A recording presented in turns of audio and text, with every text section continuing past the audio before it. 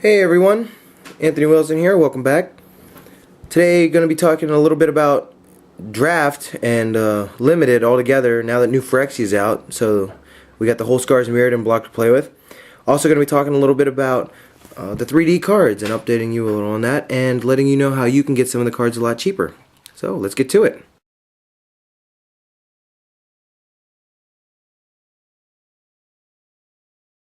Favorite cards are in the set and some of my picks for draft.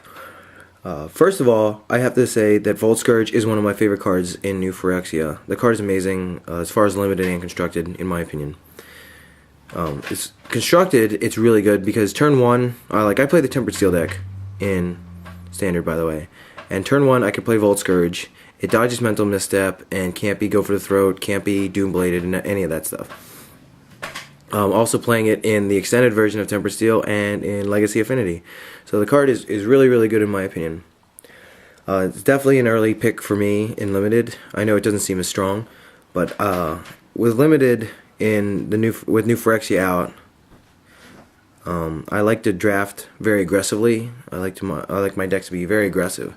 So some of my earlier picks are like Porcelain Legionnaire, Volt Scourge, Spinethopter, Hovermur, stuff like that. Also like to play Artillerize. I think that card is really, really good. A great way to finish your opponent. They don't see it coming.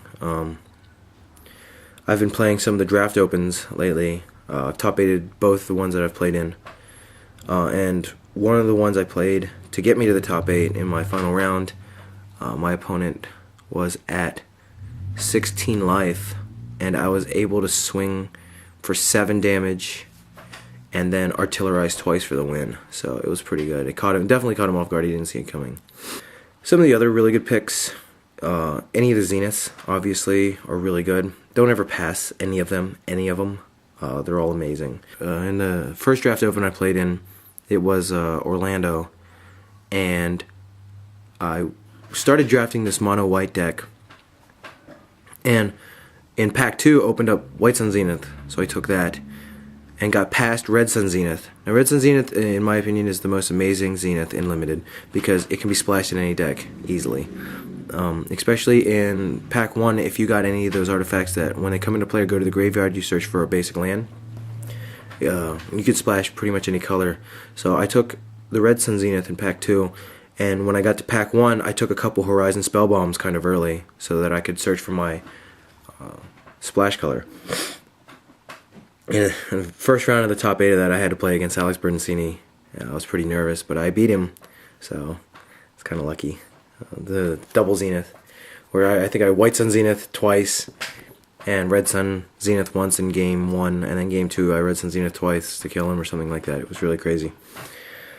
Some other really good cards I think are underdrafted, underappreciated, undervalued in Limited.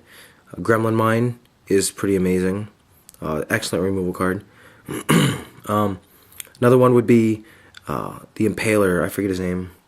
He's a 3/1 flyer for 4 mana. Whenever he does combat damage to a player, you can sacrifice him to draw 3 cards.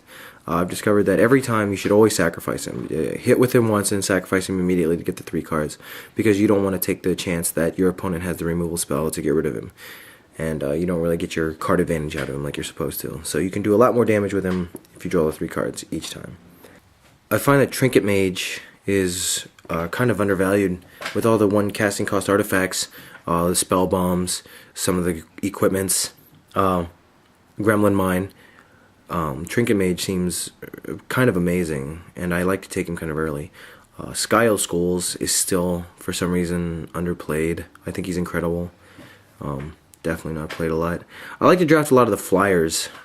Like I said, I like my decks to be very aggressive and limited, because some of the people, or a lot of people that I play against, choose to draw in limited, which is the right choice. You always choose to draw because you get the card advantage, but I take advantage of that fact that a lot of people choose to draw, and I have very aggressive decks, which can put pressure on them very quickly and very early. So I draft a lot of the flyers. I draft Spinethopter and Volt Scourge Hovermer, the Impaler, Sky Schools, stuff like that. A lot of the flyers, and put equipment. They just put equipments on them early on in swing. Piston Sledge is still undervalued, and I think is the most amazing equipment in Limited. Just does so much damage so quickly, and gives you a sack outlet so you can do some crazy stuff. Like you have those artifacts when they come into play or go to the graveyard. You get an effect.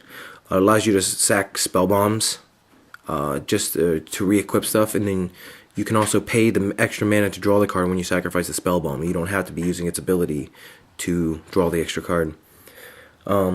Also, if you have anything like Active Aggression, if you have Metallic Mastery, where you steal artifacts from people, you can sacrifice them to Piston Sledge to get rid of them, and it works out really nice.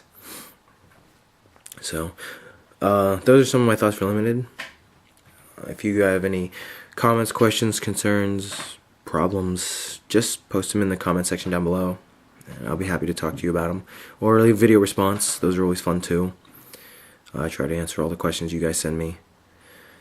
And yeah, that's how I feel about Limited with New Phyrexia.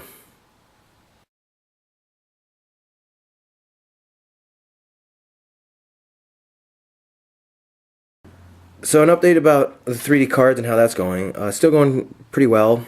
Lindsay and I are taking a break right now from traveling around. We're not going anywhere until Baltimore. The Baltimore Open Series at the end of June. We'll be there. We have a table set up already.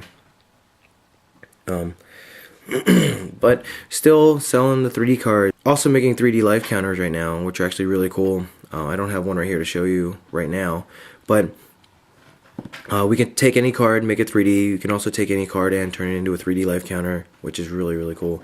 It's got a spin counter in it on the top, or wherever it happens to be, and we can make your life total appear in the artwork or in the text box or wherever. So it's actually really neat, and they seem to be really, really popular. The starting price for the life counters is normally around $30 because a lot of time and effort goes into them. There's a lot of little details that are really annoying, but I really enjoy. I make the 3D life counters. She does the 3D cards. I really enjoy making the life counters, so they're a lot of fun and they're really, really cool. Like I said, very popular. But right now we are putting some of our stuff on eBay to see how that goes. They're obviously going to sell for a lot less than we sell them for on site. So if you were looking to get any 3D stuff from us, check out our eBay auction. It'll be in the comments, or in the description box down below. We'll have links to our auctions.